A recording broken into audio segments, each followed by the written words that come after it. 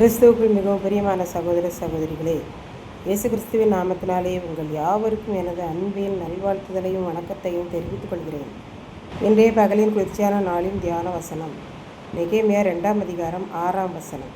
இவ்வளவு காலம் செல்லும் என்று நான் ராஜாவுக்கு சொன்னபோது என்னை அனுப்ப அவருக்கு சித்தமாயிற்று. நெகேமியா ராஜாவாகிய அர்தசஷ்டாவை பார்த்து, என்னுடைய முன்னோர்களின் கல்லறைகள் இருக்கும் நகரம் பாழாய் போய்விட்டது, அதன் வாசல்கள் சுட்டரிக்கப்பட்டதுமாய் இருக்கிற போது நான் எப்படி சந்தோஷமாக இருக்க முடியும்? அதனால்தான் நான் துக்க முகமாய் இருக்கிறேன் என்று சொன்னான். அப்பொழுது ராஜா நெகேமியாவிடம், நீ கேட்கிற காரியம் என்ன?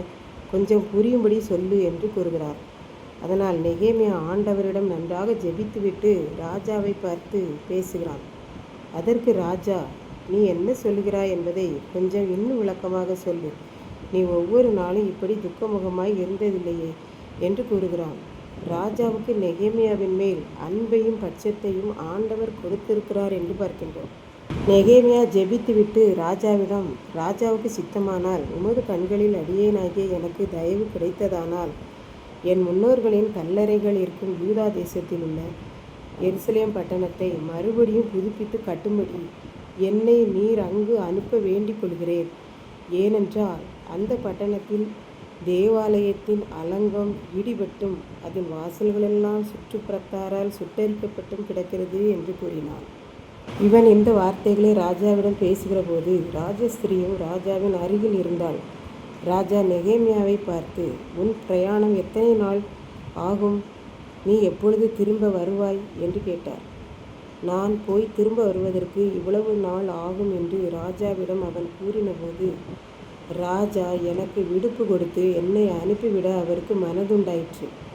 இன்றைக்கும் நாம் நெகேமியாவைப் போல இருதயத்தில் இருக்கும் மனபாரங்கள் எல்லாவற்றையும் ராஜாதி ராஜாவிடம் சொல்லுகிற போது அர்தசஷ்டா ராஜா மனது இரக்கம் கொண்டு அவனை யூதா தேசத்துக்கு அனுப்பினது போல ஆண்டவர் நம்முடைய வாழ்வையும் வாஞ்சையையும் திருப்தி செய்வார் என்று நாம் கற்றுக்கொள்கிறோம்.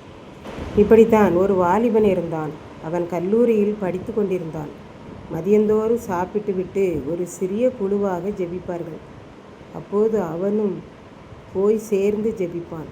ஒரு நாள் அவ்வாறு ஜெபிக்கிற போது ஜெபக்குறிப்பு கொடுக்கிற தம்பி ஒரு ஜெபக்குறிப்பை கொடுத்தான். நாம் வட இந்தியாவுக்காக ஜெபிப்போம். அங்கே இருக்கிற மக்கள் தங்களுக்கு விளைந்திருக்கிற தானியங்களை அடித்து நெல்மணிகளை எடுப்பதற்கு தான் பெற்ற பிள்ளையையே பலியாக கொடுக்கின்றனர். அதனால் குடும்பம் பாழாய் போகிறது. இப்படி ஒரு மூட நம்பிக்கை உள்ள அந்த மக்களுக்காக யாராவது ஒருவர் ஜெபியுங்கள் என்றார். அந்த ஜெபக்குறிப்புக்கு இவன் நன்றாக ஜெபித்தான். ஜெபித்து விட்டு தனியே உட்கார்ந்து யோசனை பண்ணினான். இப்படி பெற்ற பிள்ளையையே பலி செலுத்துகிற இந்த பகுதியில் எல்லா வீடுகளிலும் சாவு அழுகையோடு தானே காணப்படும். இப்படிப்பட்ட அறியாமையை நீக்கி அத்தனை குழந்தைகளின் உயிரையும் காப்பாற்ற வேண்டுமானால் நான் இந்த ஊழியத்திற்கு என்னை அனுப்புகிறேன். நான் ஜெபித்து அர்ப்பணித்தபடி என் அப்பாவும் என் அம்மாவும் என்னை ஜெபித்து அபிஷேகம் பண்ணி சந்தோஷமாக அனுப்ப கிருபை செய்யும் என்று இவன் மனதிற்குள்ளாக ஜெபித்தான். அவ்வாறே பெற்றோரின் சித்தம் கொண்டு அவனை ஊழியத்திற்கு வட இந்திய மிஷினரியாக அனுப்பினர். இதை கேட்டுக்கொண்டிருக்கும் எனக்கன்பானவர்களே, இன்றைக்கு நாம் நம்முடைய ஜெபத்தில் என்ன செய்கிறோம்?